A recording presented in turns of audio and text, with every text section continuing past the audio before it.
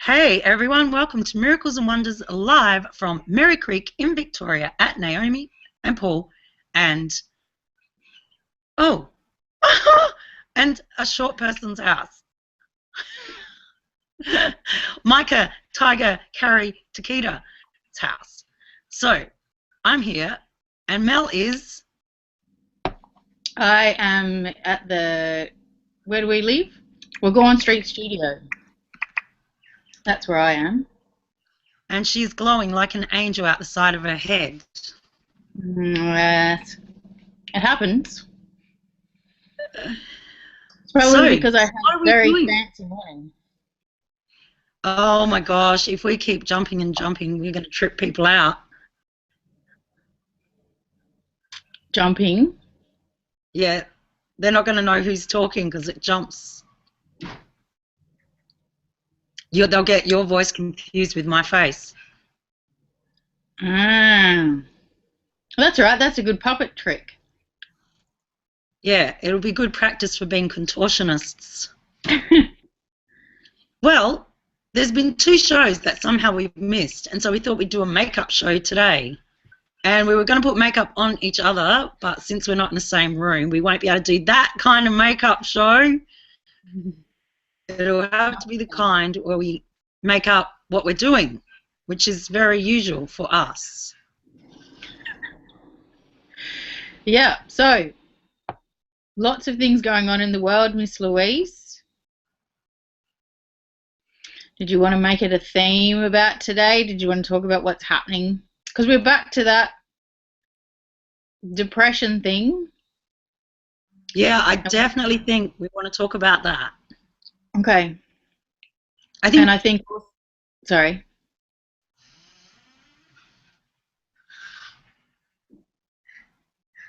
you're right, go. I think also the craniosacral stuff is hot, hot, hot. And I think just that life purpose thing, somehow all of this stuff about whether the focus is on healing or whether the focus is on service or whether the focus is just on staying sane, somehow they're all tied in together at the moment. Yeah, yeah, yeah.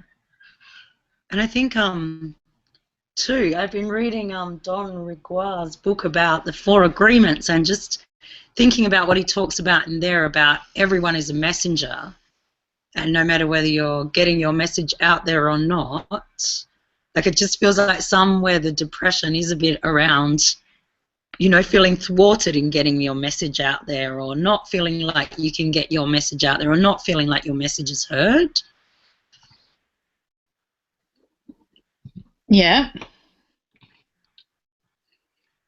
Or I just, don't know. like it just feels like for a lot of people they're feeling there's a lot of kind of really heavy depression around, and it seems like there's a lot of people who appear as upbeat and they're holding it all together and everything, they are messengers for people. They are trying to look after people and trying to be in an upbeat kind of state, but actually what's really going on for them underneath is the depression and is the upset, and they feel like they're the only ones who have it somewhere,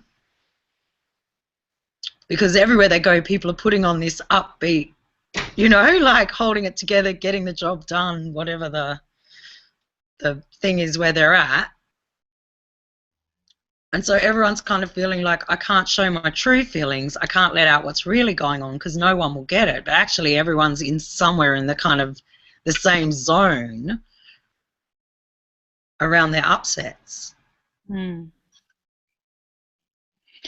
No, it's interesting that you have a story for what the depression is. Because I remember when I experienced depression, there was no connection with the outside world, which is why it was so frustrating for um, therapists to deal with me because I couldn't relate it to actually something going on in the world. It was an emotion that came up inside my body that I experienced that had no connection to anything going on. But you're telling me that for most people, when they experience depression, they can actually label, like there's a story they can tell about where it comes from. Is that? Well, no, I'm not saying that at all. I'm saying they look around and they go, like it's almost like they go, I shouldn't be feeling this. I should not be feeling this. You know, I look around and kind of there's nothing really bad going on in my life compared to some people, and I look around and I see other people coping with bigger things or blah, blah, blah, but I should not be feeling this. But it's you like started by saying around. but you started by saying that people felt like their purpose was being thwarted, and that's where the depression was coming in. Well, I don't know if people realise that's part. Like, I think it's part of it. I think it's part of it. If you're not out there feeling free to deliver your message, like if you don't feel like you can be on purpose for whatever reason, whether you've thwarted yourself or it feels like the world doesn't want to hear it or whatever it is, there's a sense that is a big, I don't know, because it does feel like often when you are, or everything else drops away. Like if you're out doing something that you love to do, other things kind of drop away. Mm. But you're saying something different to that. No, I don't. I'm not.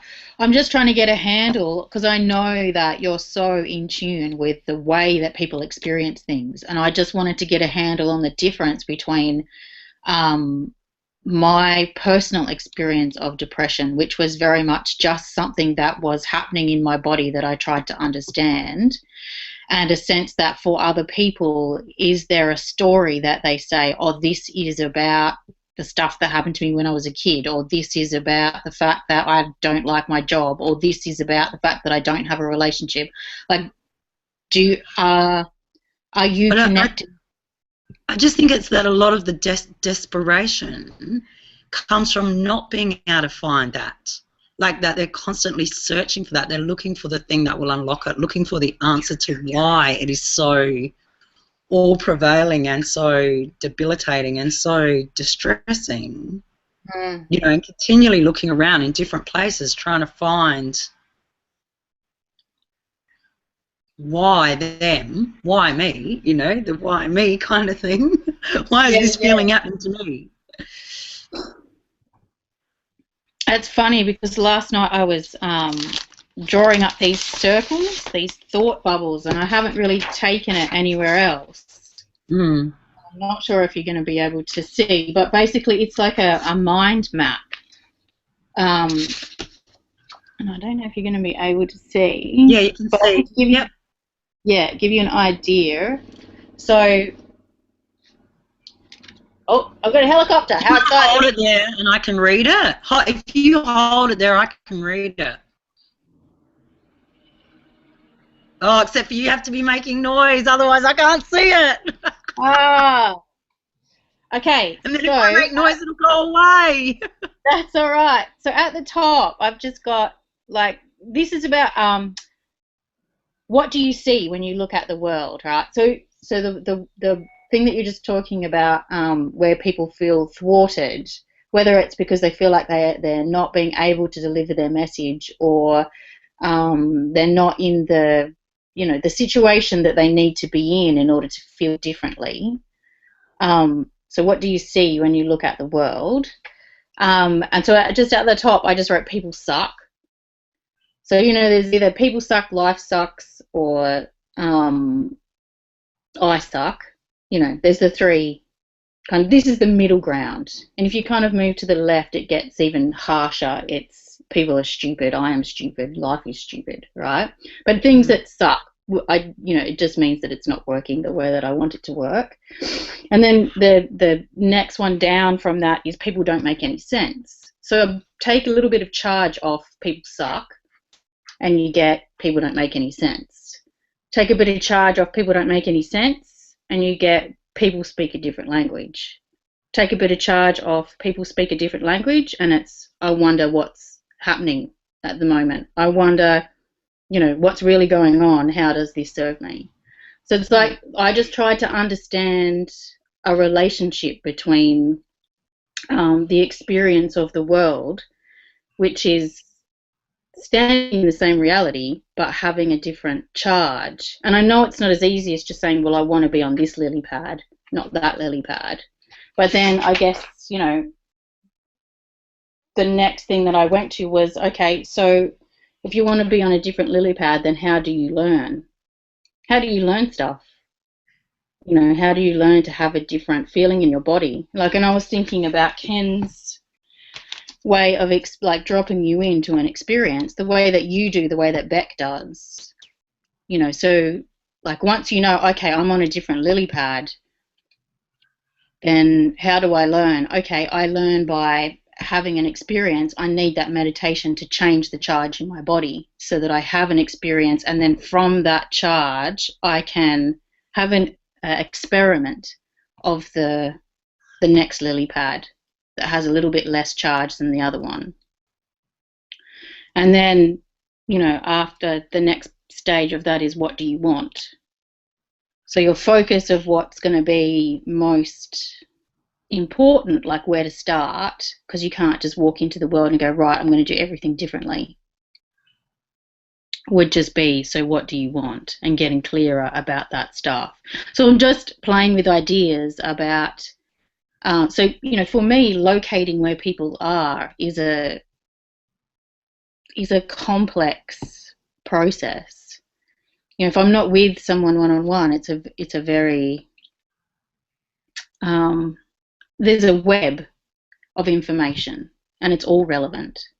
So I'm just playing with ideas about, you know, how to make it relatable, the way that I see what's happening, and then expanding on that for people so that they know that they have different ways of experimenting and exploring what's happening for them. So it's not as easy as just saying, you know, if someone has depression, they need to be on a different lily pad. It's kind of not about that, but it's also not about solving it. Like, it's not about going, well, there's something wrong inside or there's something wrong outside, because I think we've done enough of that. There's also that sense of, you know, sometimes it's like, it feels like you're so caught up in your head, and it feels like the solution might be to get into your body. So, you know, you go and you paint, or you go to the trampolining place, or you do whatever it is to activate your physicality and to get out of your head and get into either, you know, your creative space or your physical space. But even that, sometimes it's not, you know, like, you know, that might work sometimes, but then it's kind of like, it just, I think it feels like so much, it's all those things feel like they are just kind of band-aids, and the depression's waiting to sneak back in somewhere. It doesn't, you know, it just takes a bill or a look from your partner or something, and sometimes not, like you're saying, sometimes it's not even something that triggers you back down into the downward spiral. And it just seems like there's a lot of energy spent trying to figure it out. So like you're saying with the lily pads, you know, to get yourself out of that space where you're trying to figure it out and find a solution, but be able to come in and look at it from a different viewpoint where there's less charge, where you're not feeding the energy of it, is really powerful. Yeah, but I think the energy comes first. Like, I think the idea of rewiring your brain as a cognitive process is complex. I mean, it takes years of psychotherapy. It takes lots of self-knowledge and self-awareness and self-monitoring and behavior modification to do it that way. Like, it feels like those lily pads are, like, underneath them, the energy that's underneath them holds them in place. And in order to have that energy that holds them in place, the energy needs to support it. So the energy of how does this serve me can't be supported by the same energy that supports people suck. Somewhere the experience, like, I'm just playing with, how do we share an experience of how does this serve me? Is it about shifting the experience, like the experiment? So the energy inside your body that supports energy that supports people suck. How can you have an experience of the next one down that's the energy, not the cognitive. So you want the energy of the next one down. You want the energy of people don't make sense first. And I think for a lot of people that brings them into that space of, you know, how do you create an experience of something when you believe that the experience has given you the belief, you know, like it's kind of, it tips you into that area where you have to then also question, you know, am I seeing where my thoughts are creating things? I mean, I think that's a whole nother thing, but it does feel like when you start talking about that, part of me jumps into, well, hang on, you know, if I want to have a different belief, if I want to see things differently, I have to believe somewhere that my beliefs are creating the experience as well, or I have to see where my beliefs are creating the experience first as well. But I think it's also about playing, like the same way that you do a meditation so that you can embody the energy of calm, compassion, patience, self-acceptance, spiritual purpose. You do a meditation so that that energy can hold that perspective. So we do it already. We're already convinced that having an experience holds the energy of a different mindset because we do it all the time. We put music on not just to meet us where we are, but to take us somewhere. Yep. You know, so we're already convinced that the energy is what holds the mindset. It's just how do we then utilize that in a way that's more comprehensive and that in a way that we're directing what that's for without so much expectation that we just go, all right, now that I know that's how it works, everything's going to look beautiful. I feel like there's a sense that people need to see it as an experiment and to focus on that energy first so that the lily pad of cognitive perspective just falls into place. It's not something that you rewire. Like I just see this, you know, group of builders and mechanics trying to force these changes in the brain. When ultimately one piece of music and, you know, a few moments spent breathing in an open space where you're not looking for an answer, you're just welcoming something open, you know, something beautiful, without trying to force it, then allows that cognitive perspective just to fall exactly where it needs to be. Like maintaining it is the next step. So once you've had that experience, then okay, how can I maintain it? Or how can I bring myself back just one notch in those situations that feel desperate or so uncomfortable that I don't want to be there. And it's just making the word surrender and acceptance come into my head as well, just around even that initial, you know, the most distressing feelings where you don't feel like you can get out of bed, you don't feel like you can get out of the house, you don't feel like, you know, you don't want to face the fact that you're there again. It's like, I don't want to be there again for fear that I'll get sucked down. You know, because I think that's the thing. A lot of people who acknowledge or recognize they're in depression or they're in anxiety or whatever, it's not so much that they're still in the worst place they've ever been, it's that they're fearful that they will slide back down a slippery slope again, where they have actually managed to use some tools to be able to keep operating in their life. So many people keep operating in their life with anxiety and depression. And it is those moments when they're at home, in bed, whatever, and they're about to go back out into the world and face the world again, where they get, like, where it gets so tight around accepting where you are, that you are where you are. Because it feels like a lot of your perspective on it is blown out of proportion as well. It's not related to what's really happening for you right here and now. It is a lot of the fears about slipping down some slippery slide. I guess that just, you know, somewhere the safety of being able to be where you are and knowing that it's just a wave of an experience supports you to have that moment, to have that depression without the fear of the slippery slope or the judgment that you're back again or whatever. But again, that's a big thing. I'm not sure that we're brought up in a world that gives us that gives us, a sense that this is just a wave of an experience. This does not define me. Well, I think I've talked to so many people about last week, and a lot of people last week were flipping out, like myself included. And I'm just thinking about when you were talking to me in the lounge the other day, and that sense that something terrible is going to happen based on the decisions I have to make right now, when I actually don't have to make any decisions right now. But there was a part of me just so wound up in the fact that I have to make a decision right now. I have to be doing something different. I can't be just sitting in the actual energy of what I'm feeling, for whatever reason. But as soon as I drop into the energy of that feeling, it moves.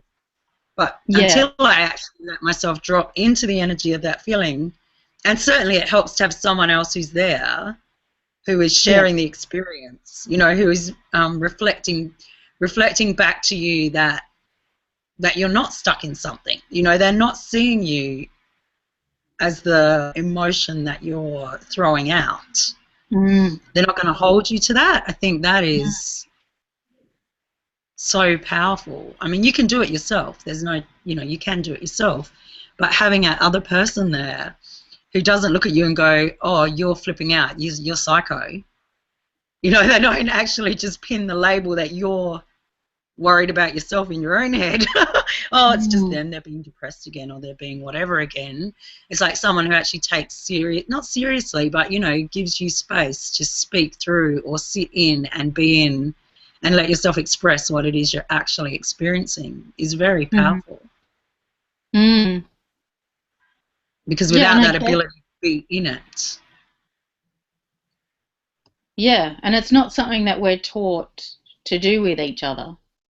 It's not something that we're encouraged to be with someone who is embodying some state of emotion for whatever reason. It doesn't, and I just think that's it.